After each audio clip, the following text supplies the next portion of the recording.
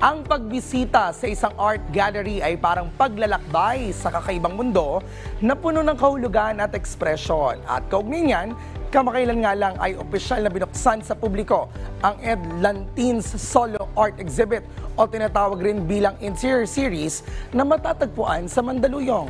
Let's all watch this. Mula sa makukulay na art gallery paintings, abot kamay ang ganda nito. Iba't iba man ang mga ideya at pinagmulan, iisa pa rin ang hangarin. Ito ay ang makapagbigay ng inspirasyon sa karamihan. Opisyal nang binuksan sa publiko ang Ed Lantin Solo Art Exhibit o ang tinatawag ding Interior Series sa Crucible Gallery sa Mall sa Mandaluyong. Mula sa inspirasyon nitong European Painters of Light, makikita rito ang kakaibang oil painting canvas. Ang Interior Series Paintings by Ed Lantin ay mayroong 15 mga work of art na nagpapakita ng iba't ibang mga kaganapan sa isang restaurants, hotel lobbies at tahanan noong panahon ng COVID-19 pandemic. Ilan sa mga obrang ito ay nagbibigay kulay at buhay sa mga manggagawa at ng kulturang Pilipino. The Interior Series was a product of COVID-19 pandemic.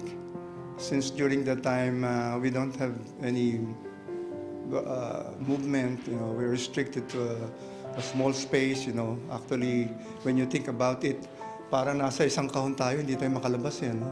So, doon nagagaling yung idea ko na maybe one day after the pandemic, we can go back to normal life again. Adhikain itong ihatid ang realidad ng buhay ng mga manggagawa at ng isang pamilya. Kabilang narito ang isang painting na pinangalanang kitchen scene na nagbibigay halaga sa isang tahanan. Isang pamilya na nagsisilbing liwanag sa anumang hamon ng buhay. Ito naman ang mga art na ito is hango sa great masters of European masters, even our Filipino master. We are the painters of light. Like Omar Solo, Juan Luna, at saka Hidalgo. So lahat ng inspiration is artist inspiration. Yan ang inspiration namin eh. Patuloy ang makabuluhang pagsasagawa ng mga ganitong klaseng art pieces. One painting is worth 1,000 words. Kung kaya naman ito ang nagbibigay halaga sa isang obra. Very simple there. You have to have a goal in life. If you want to be an artist, then I would suggest that you have a good foundation.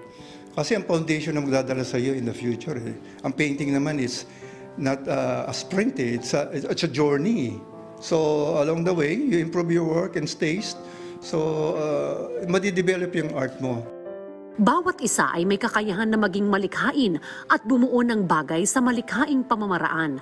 At sa makabagong panahon ngayon, patuloy pa rin ang paglikha ng mga makabuluhang obra. We gain our freedom again, that maybe you can come and visit the paintings. This is the evidence of our struggle to survive as a human being. Ang exhibit ay masasaksihan hanggang March 24. Mula sa pinagsama-samang art pieces, kalakip nito ang mayamang kultura at sining ng isang Pilipino.